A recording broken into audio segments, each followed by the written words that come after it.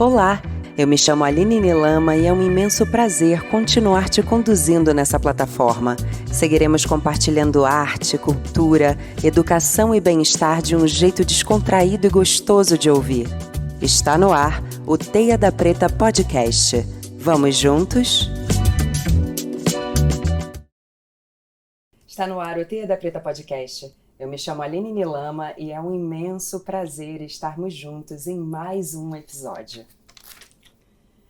Eu sou suspeita para falar delas, muito suspeita. Sou apaixonada pelas convidadas de hoje e elas amam tanto o que fazem que carregam até paixão no sobrenome. São cantoras, compositoras, preparadoras vocais e já trabalharam com artistas de renome no cenário musical. É uma imensa honra receber as cantoras e irmãs Stella Paixão e Heloísa Paixão. Sejam muito bem-vindas ao Teia da Preta Podcast. Muito obrigada. Muito obrigada. Felicidade imensa receber vocês aqui hoje. Para quem está ouvindo a gente através do Spotify e quem está assistindo através do YouTube, vamos lá mergulhar e se emaranhar nas histórias contadas por elas hoje. Então nós vamos iniciar o nosso papo de hoje falando um pouquinho das raízes e das histórias que vocês se lembram, das memórias musicais que conduziram vocês até esse momento atual. Fiquem à vontade. Stella, Heloísa, quem quiser primeiro é só falar. Tá, acho que eu vou então. Então vai. Primeiro é um prazer estar aqui, é um convite lindo teu, a gente se conectou de um jeito muito interessante, né? E eu sabia que esse encontro aconteceu para que a gente ficasse uma na vida da outra para sempre. Então, obrigada pelo convite. E sobre essa nossa conexão com a música, né? Ela realmente é muito, muito anterior, né? Assim, eu digo que eu e a Elo, acho que nós somos almas gêmeas, que a gente veio para estar juntas mesmo, né?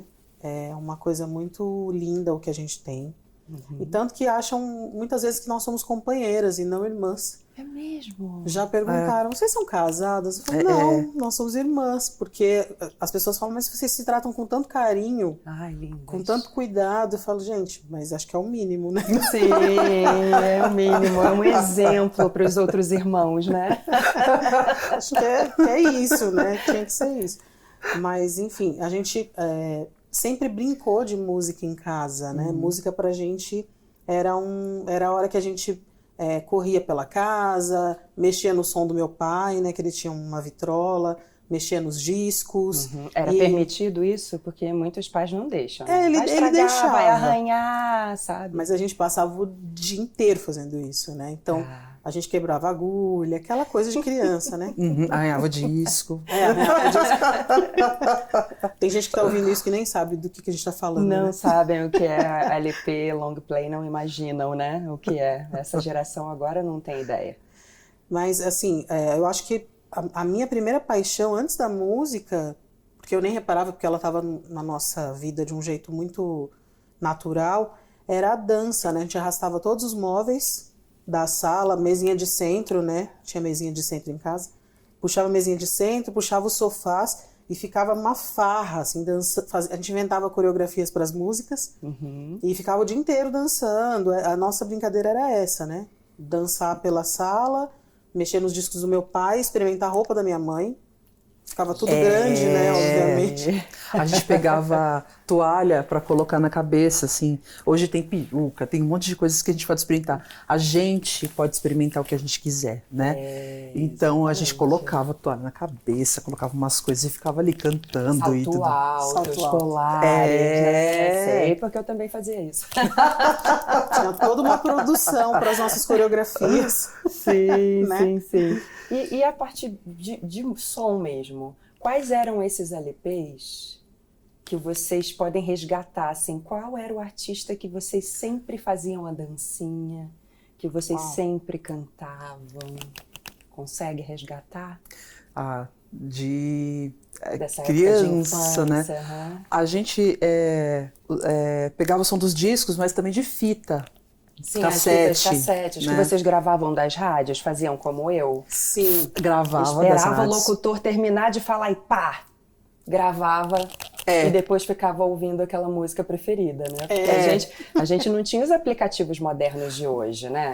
Que você aperta o botãozinho, em 3 segundos você tem o nome do cantor, você tem o álbum, né? Tem a letra, tem o clipe, se você quiser assistir. Tudo, né? Então, nessa época era tudo na fita cassete. Tudo na fita cassete. Olha, tentando puxar aqui da memória, mas acho que as primeiras coisas, até pela infância, pela referência que a gente tinha, era disco da Xuxa mesmo. Era a Xuxa, gente, danada ela, né? Vários que, discos. Lavagem cerebral a na imagem nossa estava infância. ali o tempo todo, né? Sim, exatamente. A gente não tinha como recorrer a outras referências nessa época, né? E nós temos idades parecidas, nós três, né? Então a gente vivenciou as mesmas coisas. Mesmo que a gente não tivesse essa referência ali na frente que nos representava, era o que a gente tinha para consumir na época, né? Sim, mas olha, mas também tinha uns discos que a minha mãe ouvia, né? Em casa eu acho que tinha um pouco dessa separação, assim. Minha mãe ouvia muito sertanejo, ouvia muito o que passava no rádio, samba, pagode, sertanejo, era um pouco esse é o cenário musical que ela trazia pra gente.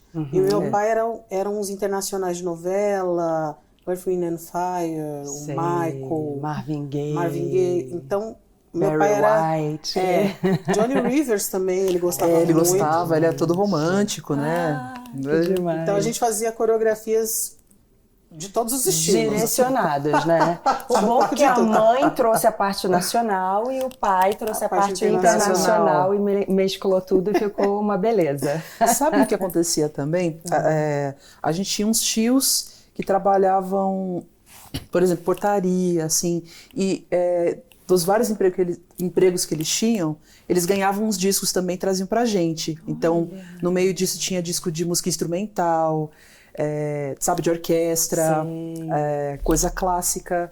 Tinha umas vizinhas também que cuidavam da gente, porque nossa mãe ia trabalhar cedo, né? E aí elas traziam uns discos nacionais também. Então, tinha coisa do Chico Buarque, da Maria Bethânia.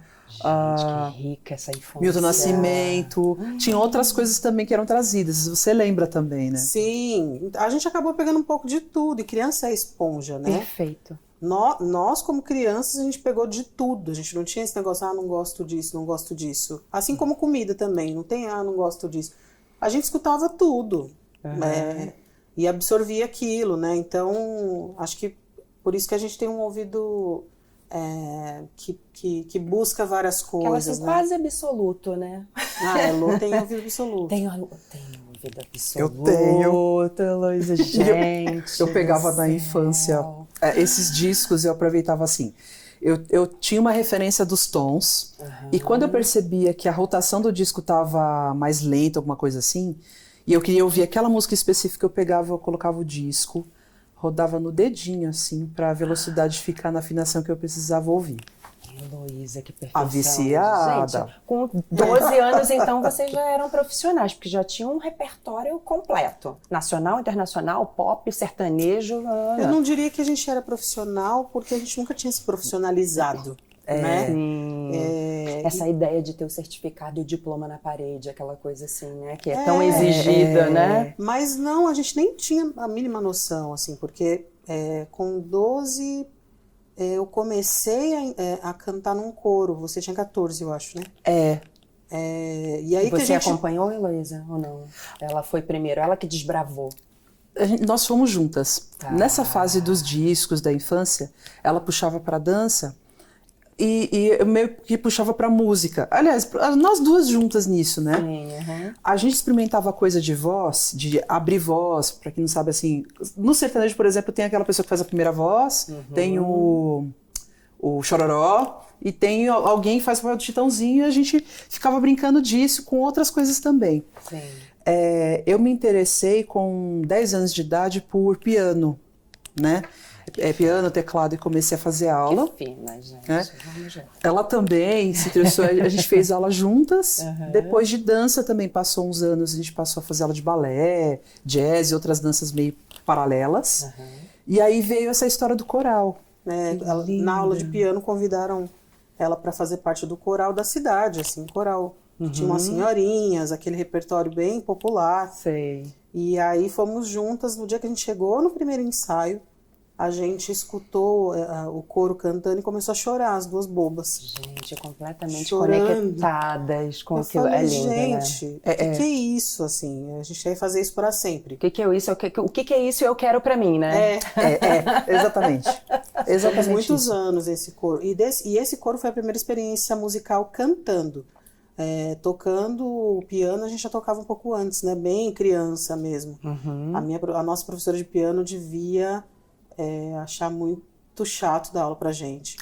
Porque a gente causava, né? Era criança, a gente queria tocar o que a gente escutava no rádio. Sim. E ela trazia as O musiquinhas dos repertório livrinhos. pronto. Nossa!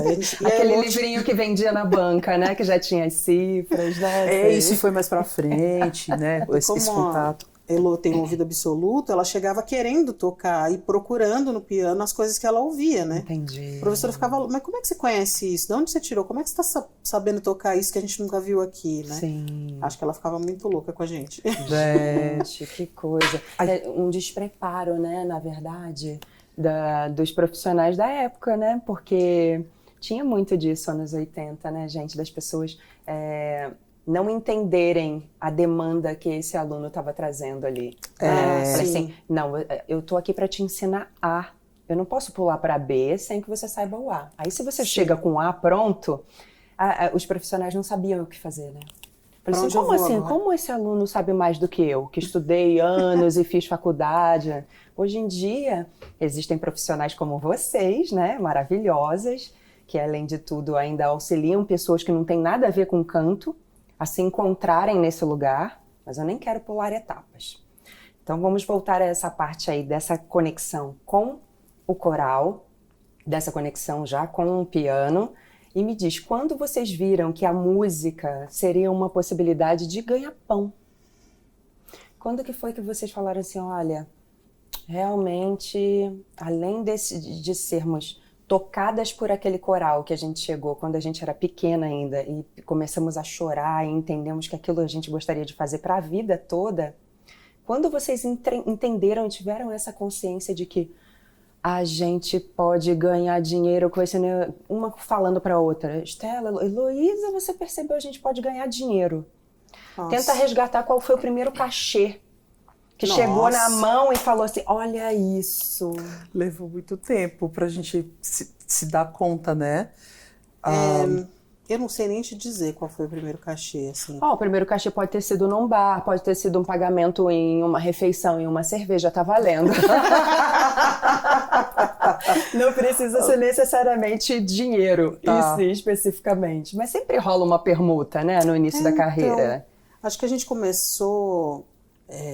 o coro era assim, totalmente livre, né? Era uma atividade, vamos dizer assim, na cidade. Depois disso a gente cantou em igrejas também. Desse coro a gente conheceu uma galera de um grupo de pagode da cidade e a gente foi fazer backing para eles.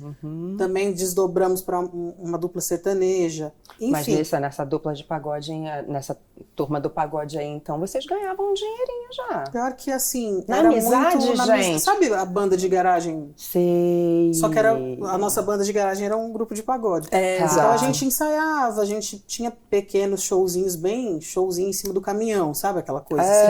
Ou evento organizado por prefeitura, mas muito assim, muito inicial mesmo, assim, muito inicial. Imagina um cachê para um grupo de 10 pessoas, né? Não tem o que fazer. Se a pessoa fala assim, R$500, você faz o quê com 10 pessoas? Basicamente, a gente parava num boteco e comprava um guaraná. Uma coxinha. Com o dinheiro desse cachê, porque era isso. Como que vocês acham que seria a vida de vocês hoje se não fosse a música, gente? Nossa. Se imaginam sem música? Vazia. Um corpo sem alma? Sim. Vazia. Eu acho que eu não consigo nem ver isso, porque a música pra gente é uma coisa realmente muito natural, né? Demorou muito pra gente entender que a gente ganhava dinheiro com isso, que a gente trabalhava com isso, até porque primeiro eram trabalhos muito simplórios e que não rendiam, né, essa coisa do financeiro, assim. demorou muito para acontecer um cachê que eu peguei e fui pagar uma conta, por exemplo. Né? Que aí você fala, nossa, eu tô assim, me mãe, sustentando. vamos ali, a gente vai almoçar e eu vou pagar para você, porque eu recebi por isso, né? Então, assim, tem um processo longo, né, para isso acontecer, mas talvez nessa época de começar a decidir curso, o que eu vou fazer da minha vida, essa coisa toda, né?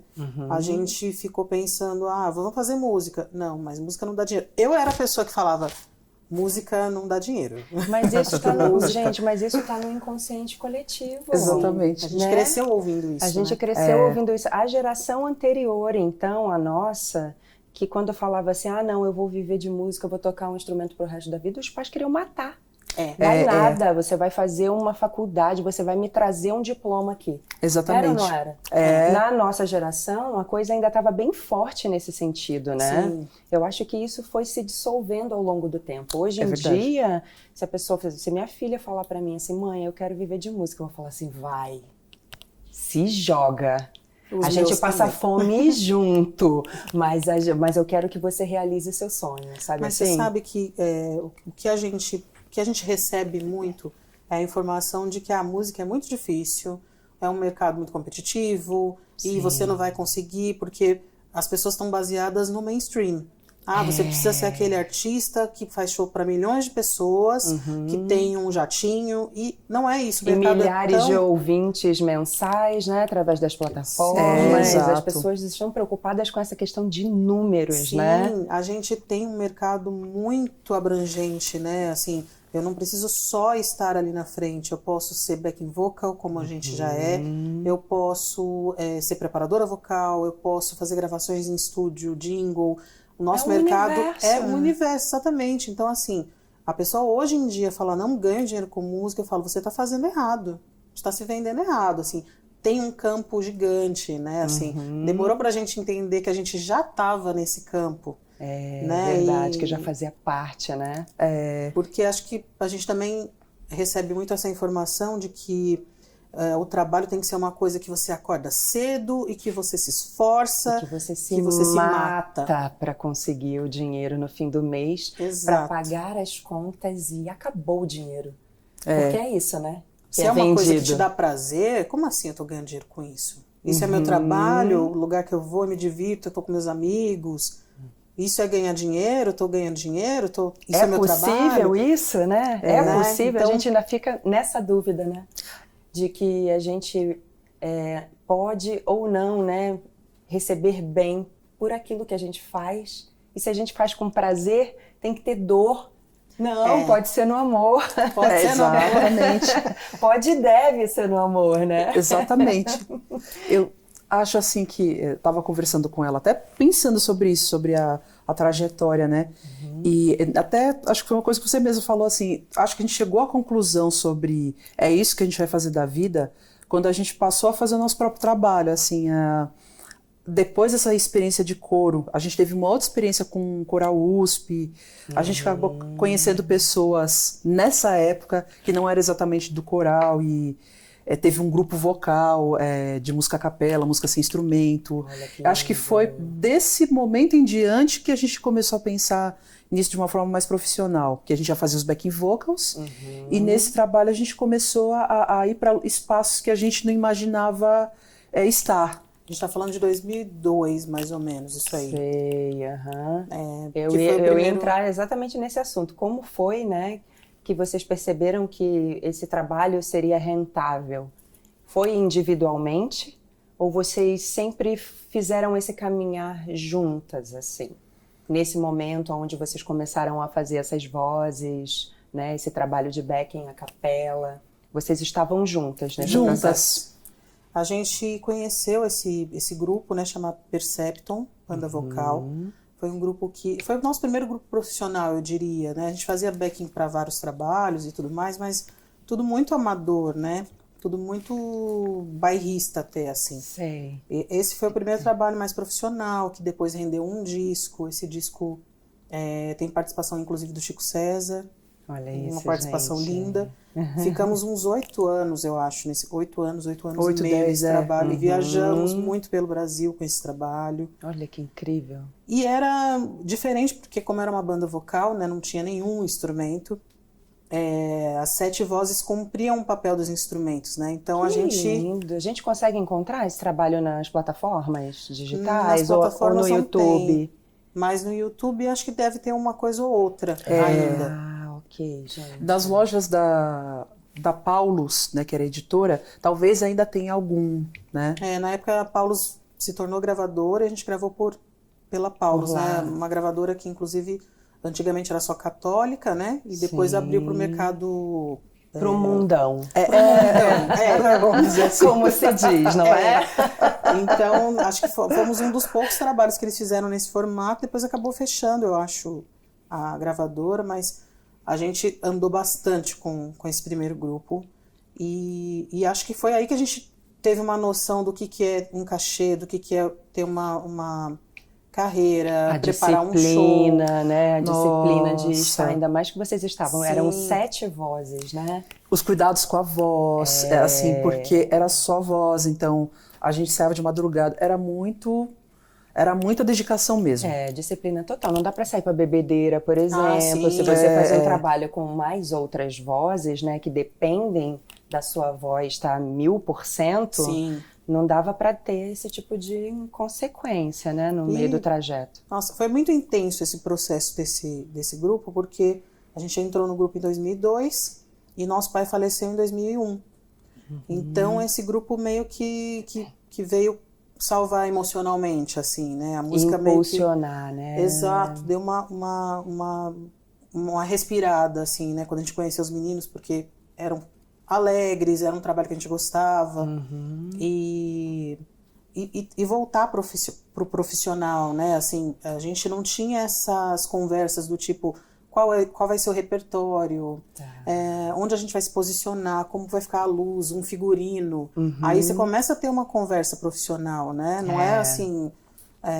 Senta ali, puxa o banquinho do bar e tá tudo certo, né? Exato. Então a gente começou a se voltar para uma coisa mais profissional. Eu comecei a estudar música, Elô voltou a estudar música. A gente sentiu a necessidade, né? O grupo...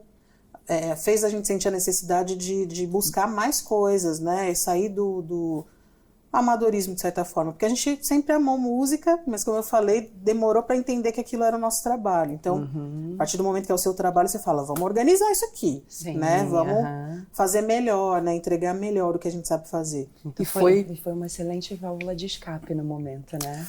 Nossa, foi um respiro e foi a chance da gente também fazer o repertório que a gente estava ouvindo naquela época, que a gente estava saindo da adolescência, entre outras coisas que, por exemplo, a gente ouvia na MTV, porque a gente era adolescente, né? Sim. Coisas que já tinham nos discos, a gente começou a ouvir música vocal também, porque a gente tinha uns amigos que ouviam isso e foram passando umas referências. Então, tinha tanto vocal do gospel, que é um grupo chamado A Capela, para quem conhece, e tem um grupo chamado Take Six, que também já pega um pouco de jazz. Conheço, né? Take Six. Então a gente estava ali, jovenzinhas, adolescentezinhas, ouvindo também aquilo. Gente, adolescentes ouvindo Take Six. Só a gente ouvia. Manhattan's Transfer. Olha aí. A gente aprendeu muita coisa do vocal também com eles, né? Coisas que a gente ouvia sozinhas, com outros amigos, e dentro do grupo a gente começou a ouvir outras coisas também. Gente, sempre foi muito rico tudo, né? Sim, eu acho que a gente sempre aceitou foi uma o que fluidez, mas foi tudo muito rico. Todo mundo veio complementando vocês para vocês chegarem onde vocês estão, meu bem. Coisa mais linda. Eu sou muito grata por isso. Viu? Grandes encontros. Bem, eu sou muito grata porque, para quem não sabe, eu vou contar assim os bastidores da história do nosso encontro. Para quem não sabe, né, da minha trajetória, além de ter sido comissária de bordo, eu também adentrei o universo das terapias holísticas. E certa vez, caminhando perto do espaço onde eu trabalhava, no Brooklyn, eu resolvi entrar numa escola de canto que tinha lá por perto. E resolvi visitar. Na verdade, eu passei super rapidinho só para conhecer a escola. Quando, de repente, dou de cara com este ser escondidinha lá no fundo do corredor à direita. Isso eu não vou me esquecer nunca. Estela estava lá com seu teclado. Ele falou assim, e aí, de repente, alguém falou assim, ela veio conhecer a escola. Aí você falou, entra aqui, já vamos ver como é que é essa voz. E, nossa, que mulher é essa? Não foi assim, Estela? Super. Eu Porque, assim, é um espaço que a gente ainda trabalha hoje, né? Que nos possibilita muitas ramificações, vamos dizer assim. Muitos projetos paralelos Muitos partem de projetos, lá, né? exato. Tô por dentro. Mas que, ao mesmo tempo, a gente sente falta de ter pessoas como nós, né? Nós sabemos que aquele espaço é ocupado por corpos pretos, mas de forma muito menor do que poderia, né? Então, a gente sente que tem essa representatividade lá, mas quando a gente encontra outra preta, a gente fica, uau, vem, fica, né? Ocupa esse lugar também. Então, eu fiquei, assim, emocionada de te ver andando por lá, né? Eu falei, gente, quero ser amiga, vem pra cá, fica comigo. Gente, foi assim. Foi Me dá assim, a mão, amor, né, a assim. primeira vez. Eu lembro que a gente fez o teste vocal. E aí depois você me levou até a Heloísa, não foi assim? Vem cá que eu quero que você conheça minha irmã.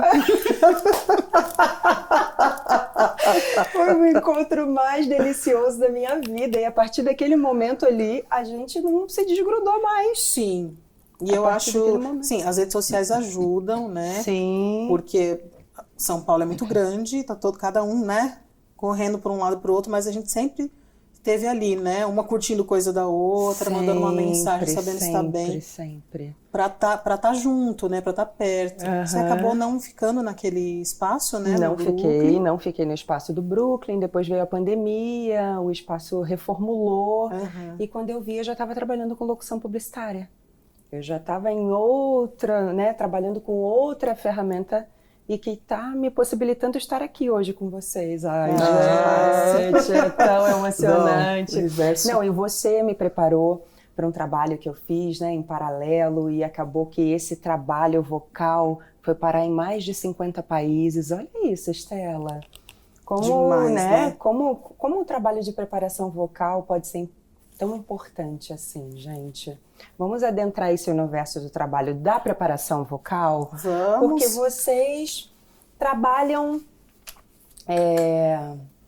a partir dessa escola, né, desse lugar onde vocês estão até hoje, né?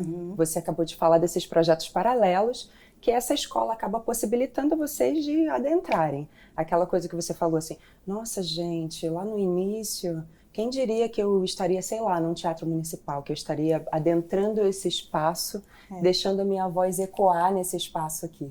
E agora o trabalho de preparação vocal, que é um trabalho mais de bastidor, mas isso não quer dizer que ele é menos importante. Sim, como eu falei, assim, tudo que a gente faz dentro da música, pra gente tem um significado imenso, né? A gente está ocupando vários lugares, o nosso trabalho está chegando em vários lugares, mesmo que não seja o meu rosto lá, né? E a gente ama também fazer isso, né?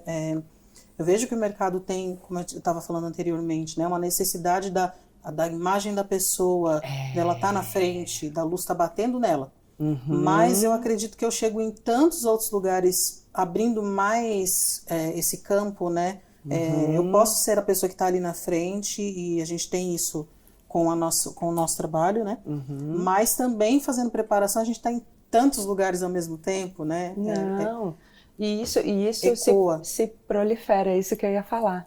Aquela pessoa que vocês prepararam, principalmente se é uma pessoa que não tem nada a ver com a música, né? E ela se sente tocada com o trabalho de vocês, a semente foi plantada. A semente foi plantada e o trabalho de vocês, jogado para o mundo, cada vez mais. Mesmo que vocês não estejam diante da câmera, com as luzes voltadas para vocês, o trabalho está acontecendo e está sendo grandioso, né? Vocês trabalharam em um clipe de uma mulher que é de uma representatividade muito grande no cenário musical brasileiro, que eu admiro demais também, que é a Isa. E ver vocês naquele clipe, Dona de Mim, olha aqui, gente, para quem olha... Eu tô vendo. Isso é a emoção de ver vocês sendo representadas e como representatividade, sim, naquele espaço, né? Sim, e foi um dia tão lindo. Conta, gente, conta. O que foi vocês cantando naquela igreja? Na verdade, assim, eu falo que assim, o nosso trabalho, ele envolve muito essa coisa da indicação. Então a gente tem que ser gente boa sempre. Não por causa disso, mas porque é o que é. Porque é pra ser, né? É isso. Tem que ser. Então a gente consegue ter uma construção com pessoas que acabam chamando a gente para outras coisas. Aquilo né? que a gente falou agora, da divulgação. Isso. E mesmo de não estar à frente da câmera, o trabalho está sendo reconhecido. E vocês não estão nem sabendo que o trabalho está sendo reconhecido, né? Ainda bem, né? Porque aí a gente fica um pouco menos nervosa nessas coisas. Sim! Com certeza. Então, quem chamou a gente para esse trabalho foi uma outra preta linda, maravilhosa, que eu tinha convidado para fazer um trabalho meu em casamento. E aí ela tinha que arregimentar um coro de mulheres pretas. Uou. E ela falou, nossa, eu vou te chamar agora. Me mandou uma mensagem, eu falei, posso levar Elô? Vamos. E chegar naquele espaço e ver só mulheres negras lindas, incríveis, estilosas. E saber que a gente... Somos, né? Desculpa. É o que Muito tem. Para quem está ouvindo pelo Spotify, nós temos beijinhos nos 2 ombros, meu amor. Sem nenhum ensaio. E aí você foi e deu de cara com essa mulherada potente. Potente, todo mundo fazendo seus trabalhos, trocamos ali contatos, isso foi ótimo. Além do tamanho da equipe, né, da Isa, é uma artista incrível. Ela é muito potente, ela conseguiu chegar na casa das pessoas de um jeito muito, muito forte, mas ao mesmo tempo muito amoroso. Pediu né? licença para chegar, né? E ocupou lindamente um clipe que fala sobre feminismo, Sim. sobre essa busca por se encontrar, por ter voz, né? Ela queria muito que fosse um coro de mulheres negras também por causa disso, Sim. né? Mas também tem participação de uma mulher trans, de uma professora ali numa situação de risco, Sim. né? Então, assim, é sobre a mulher, é sobre a nossa força. É sobre a realidade, é sobre o que a gente vive hoje em dia ainda, né? Então, não é só uma história contada da vida dela. Exato. Muitas pessoas ainda vivem isso tudo que ela representou, né? No clipe Dona de Mim. Foi muito potente aquilo, assim. E ela ela deu esse espaço, assim, pra gente estar junto, olho no olho, não foi uma coisa comercial, sabe? Sei que você chega lá, olha, o que você precisa fazer tá aqui, a partitura tá ali, você nem vê o artista, né? Você chega, faz o teu, vai embora e depois o seu nome tá lá nos créditos, né? Sim, super generosa. Muito generosa, exato. Que lindo, Foi um dia muito especial. Guardamos com muito carinho. Opa, e agora vai ficar registrado aqui no Teia da Preta Podcast, que a gente não é obrigada a não falar sobre isso. Vocês também participaram de trilha sonora de um filme, não foi isso? Sim, conta um pouquinho. O filme chama De Perto Ela Não É Normal. Acho que nenhum de nós, né? Opa, se olhar no microscópio, meu amor, não somos mesmo. Mas, de novo, é uma história feminina, né? Muito interessante. O filme tá na Netflix, pode falar isso? Pode, claro que pode. Então, assiste, porque é assim, uma riqueza de conteúdo mesmo. Da Suzana Pires, da Suzana né? Pires. Eu acho, se eu não me engano, o texto também é dela, além dela atuar, né? Lindamente. E a trilha sonora toda do filme foi feita por uma grande amiga nossa, Ana Trea. A Ana Trea tem a carreira dela, mas também desenvolveu trabalhos com o Emicida, com a Rigo Barnabé. Então é uma mulher muito projetos potente. Paralelos que são super ricos, né? Riquíssima, pra carreira. Assim. E ela é uma voz incrível, uma compositora enorme. Tanto que ela foi chamada para o filme, uma equipe muito feminina nesse filme. Eu fiz a direção vocal da Ana, né, para as gravações, para a música tema do filme, que é dela. Mas nós duas fizemos coro também. Que lindo, foi muito gente. divertido de fazer. Trabalhar com amigos fica muito fácil também, né? Fica gostoso. Muito, muito fácil. É assim, a gente na verdade se cobra um pouco mais, né? Aquela disciplina, aquele profissionalismo, mas é mais gostoso estar com amigo, né? E conta um pouco, gente, desse projeto que vocês têm, dessa banda que vocês estão como vocalistas, né? Que é a Aláfia, que existe desde 2019, é isso? Ou ela é mais antiga? Conta aí, Luísa. A banda é mais antiga, mas nós ingressamos em 2019. Eu, a Estela e o Igor Damião, que é guitarrista e cantor. E foi uma estreia maravilhosa. A gente estava num trabalho anterior, que é teatro musical chamado Agosto da Cidade Murada. Nesse processo com o Salomão Salomão, que é um grande dramaturgo, historiador, a gente acabou conhecendo outras pessoas, e uma das pessoas que a gente acabou conhecendo foi o Eduardo Brechó, que é vocalista, compositor do Aláfia, né, o fundador, vamos dizer assim. E conheceu o Fábio Leandro também, né, que é tecladista. E no meio desse processo todo, a gente acabou conversando, se conhecendo. A gente tinha até a intenção de fazer o nosso próprio trabalho também, eu e a Estela, e queria produzir. A gente até conversou com o Brecha sobre isso, e ele fez essa contraproposta da gente entrar na banda, né? Vamos dizer assim. E vocês entraram com o pé direito, super. Foram parar no Lollapalooza. De primeira. Na estreia mesmo, sem... Gente do céu, respira fundo e vê a multidão e... Isso. Foi canta. isso mesmo. Não teve um ano anteriorzinho, foi aquele lá. Aliás, 2019 foi um ano, assim, próspero, né? Aconteceu muita coisa, assim, a gente deu uma grande guinada nos formatos de trabalho, assim, né? Até ali a gente estava muito atrás vamos dizer assim, atrás do foco, né? Trabalhando muito como preparação vocal, com aulas de canto, e como backing vocals, e em 2019 o Aláfia empurrou a gente ali pra frente, né? É pra frente que vocês têm que ir, pra pontinha do palco, né? Chega de ficar no fundão, mais ou menos isso. Lindamente também, assim, é uma banda muito numerosa, muito amorosa e muito engraçada, né? Eles são todos muito divertidos, apesar do trabalho ser super sério e trazer pautas tão necessárias como o feminismo, como o papel do negro na sociedade, a política, racismo. A banda sempre se posicionou muito, né, sobre todos esses assuntos, mas a essência ali dentro é muito família, né, é muito festa, assim. Sei. Então é muito bom estar junto, né. Delícia, até porque gente. a vida é muito louca, então se a gente não tiver esses energia momentos ali dentro... A gente enlouquece, a gente pira no meio de, né? É difícil sustentar, né, no mercado, assim. Mas a banda faz 10 anos esse ano. Desses 10 anos estamos completando 3 agora, né? E entra um quinto disco, né? O nosso segundo com a banda, em 2022. Talvez ali no meio do ano a gente lança, está exatamente agora gravando esse disco. Tá ficando muito lindo. Mas é nosso filho, a gente não vai falar que é feio, lógico que não. Não, nunca, jamais. É lindo e vai fazer muito sucesso. Não, mas a gente tá assim, in love com esse disco novo. Tá muito bonito e um pouco diferente do que a gente fez no disco passado, né?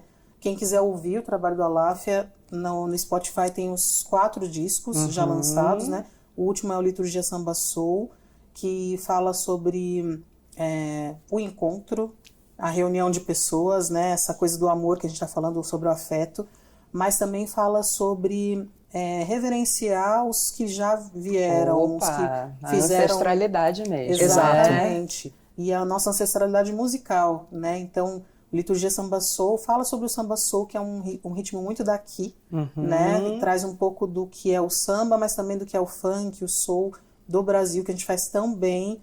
E que essa mistura, essa ama. miscigenação que é só nossa. Sim. Né? A gente pode viajar o mundo, mas quando toca música brasileira, né, não tem como a pessoa ficar sentada. Nossa, né? Sim. Tá um discão também. Vou falar bem mesmo. Então já passa lá para escutar, terminando de escutar o podcast, já pula pro Liturgia Samba Soul. Vai pro Aláfia, já curte, já baixa tudo lá, né, para poder ouvir offline, que a gente não é obrigada a ficar ouvindo comercial, né? E ajuda a Aláfia aí, gente, por favor. Vocês, além da banda, continuam atuando como preparadoras vocais, certo? E estiveram em programas de realities musicais, em 2 grandes emissoras, não é verdade? Com programas que estão hoje disponíveis tanto no Netflix quanto no Globoplay. Então vocês estiveram no Canta Comigo Tim, Canta Comigo All Star, certo? Sim. Disponíveis No Netflix. Acho que só o All Star tá só no YouTube, mas o restante tá todo na Netflix. E o último, que é o The Masked Singer Brasil, que foi um sucesso, né? Um grande sucesso. Um grande sucesso, né? Apresentado pela Ivete Sangalo. E eu queria perguntar para vocês, eu sei que vocês não podem falar quem são os artistas, nada, nem como foi que tudo aconteceu, mas eu vou voltar no assunto de pegar uma pessoa que não é do meio da música, preparar esta pessoa, colocá-la dentro de um boneco e colocar no palco e falar, vai, meu amor. Como é que eu tava doida para chegar esse momento para eu perguntar isso para vocês? Como é que foi isso, gente? Porque tem toda uma equipe, né? Vocês fazem a parte vocal, mas tem toda uma equipe para depois fazer esse artista que está ali dentro do boneco representar aquilo tudo, né? Primeiro entender que ele está num corpo que não é dele. E que tem muito espaço, muita coisa, e que ele precisa crescer nos movimentos. É isso ou eu tô falando muita bobagem, Não, gente? exatamente isso. É isso, né? Você é muito artística também, então na hora que você assistiu o programa, você pegou na hora. Peguei tudo. Você falou, gente, que loucura isso. Mas a maior surpresa era quando tirava a cabeça do boneco, gente. Não é? Eu falava, mamamama, quem foi que preparou? Foi Heloísa ou foi Estela, minha gente? Eu ficava assim, mas quem foi que preparou esse ser pra estar aí cantando lindamente? Porque você não acreditava, era muito surpreendente. Alguns eram muito surpreendentes. Muito. E outros você falava, gente, eu conheço essa voz, né? Essa Sim, voz fez parte da minha infância, na verdade. Que não tem como a pessoa fingir que é outra coisa, Nossa, né? Então, enfim, foi um momento bem lindo, assim. De novo, foi uma experiência em que a gente pôde usar um pouco de outras qualidades nossas, né? Para trazer essa luz para outra pessoa, né? É muito diferente. A gente, pelo Canta Comigo, a gente já fazia isso, né? De fazer a preparação vocal, mas com um programa com artistas que já têm uma carreira, tem uma questão de agenda também. Sim. Né? Como encaixar tudo isso, Como encaixar tudo isso, era desafiador nesse sentido, né? E ao mesmo tempo também uma delicadeza. Chegava no dia da gravação e tinha que estar pronto. Exato. Independente se aquela pessoa, aquele artista que estava com você, ele teve tempo ou não de ensaiar. Sim. Vocês tinham que entregar o que estava proposto, né? E é sempre muito dinâmico, vamos dizer assim, viu? Sempre muito dinâmico, é uma correria danada. Sim, Muita emoção. Sim. Nesse meio é assim mesmo, né? É muita pressão e essa pressão vem de cima para baixo, né? Sempre com muita emoção, mas Sim. lindo, né?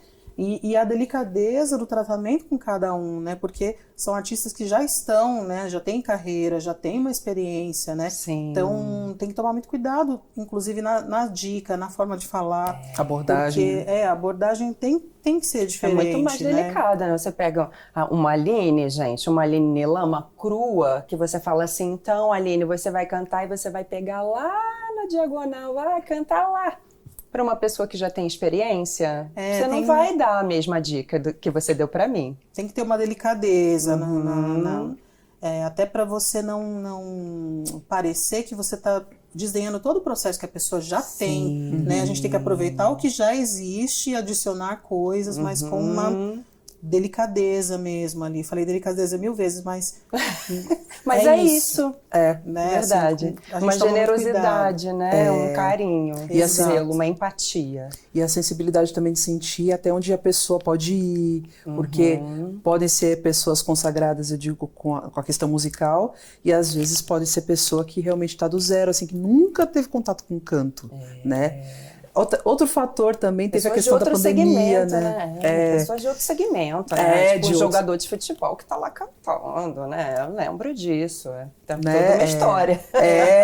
E é exatamente o que ela falou. Você tem que ter uma pessoa que cantava no banheiro, né? E é isso, de repente tá em cima do palco e contracenando, E né? teve gente que relatou que não cantava nem no chuveiro, que nem a mãe conhecia a voz dela cantada, porque ela nunca cantou, assim, então... Falei, então a gente não precisa disfarçar a voz, vamos só cantar. Sim. E ser feliz, né? Porque você não tem parâmetro, você não se cobra, né? Não tem essa questão. Ai, gente, eu sei que o trabalho foi um arraso. Quem não, Você ia não, falar fala, uma coisa? fala, Não, diga. eu só ia dizer assim que a gente também procurou respeitar esses protocolos, né? Então, para o Canta, a gente dividiu um pouco essa questão dos treinos entre online e presencial. No Em MESC, virtude da pandemia, né? no MESC o processo foi um pouco diferente, mas mesmo assim ainda estamos em pandemia, né? Então, Exatamente, é muito bom falar isso. Nós estamos aqui sem máscaras, porque nós estamos testadas, todo mundo vacinado, toda a equipe por trás está de máscara e é isso, gente, seguindo todos os protocolos. Vocês têm algum projeto além do Aláfia, né, que vai ter lançamento agora em 2022, projetos paralelos, sejam com outros artistas, seja projeto com vocês mesmo, que vocês queiram contar, né? Então, em 2019, eu fiz parte de uma coletânea chamada Lioness, com mais 3 cantoras, compositoras, que são a Ziá, a Bruna Farias e a Lilian Rocha. O projeto são só músicas nossas, né, falando sobre as nossas questões todas femininas e da mulher, enfim, mas é um reggae super gostoso. O disco tá no Spotify, né, Lioness, da Leões de Israel. Quem quiser curtir, não vai se arrepender. Tá ótimo, então. E a Ilô também tem um projeto, né, lindo, que chama Esquina Imaginária. Conta, Elô, seu projeto. nós fazemos releitura de Clube da Esquina, então tem composições de Milton Nascimento, Fernando Brant, Wagner Tiso e muitos outros, né? Com a pandemia a gente conseguiu fazer algumas coisas, mas em 2022 temos coisas a lançar, né? Shows a fazer. E shows né? também. E esse trabalho já está nas plataformas ou ainda não? Não. Vai ser lançado ainda em 2022? Não. Ainda com os shows, mas gravações ainda a gente ainda está segurando. Ai, gente, que encontro mais rico esse nosso hoje, hein? Sim. Muitas histórias, muitos projetos, muita coisa para frente e lembrar que além da gente estar nesse momento de pandemia, muitas pessoas estão ansiosas, né, por estarem diante novamente dos artistas, sentindo essa sensação da música chegar, né, no corpo. É completamente diferente. É completamente diferente de assistir por trás de uma tela, seja do celular ou do computador, né? Então, gente, eu queria agradecer a presença de vocês, que foi muito rica e potente, repleta de muitas histórias importantes e que vão ficar registradas aqui para as gerações que estão chegando. Lembrando que nós somos as ancestrais dessa geração que está chegando agora. E vocês, então, com essa baita representatividade na música, que as pessoas possam olhar e falar assim, nossa, eu quero cantar igual Estela e Heloísa, eu quero fazer parte, eu quero nem que seja por trás, preparando como backing ou à frente do palco, e ter vocês como referência daqui para frente, né? Então, muito obrigada, muitas, porque esse mundo precisa que a gente retome os nossos espaços. Com e certeza. A gente está aqui hoje exatamente fazendo isso e celebrando isso. Então, muito obrigada, muito obrigada. Obrigada a você pelo convite, foi um grande prazer. Obrigada. Uma honra enorme. Esse foi o Teia da Preta Podcast, diretamente do estúdio Nova Bra Habitat, misturando arte, vida e entretenimento de um jeito gostoso de ouvir. Ative o sininho e não perca nada dos episódios que estão por vir. Semana que vem tem mais. Eu espero vocês aqui no Teia da Preta Podcast.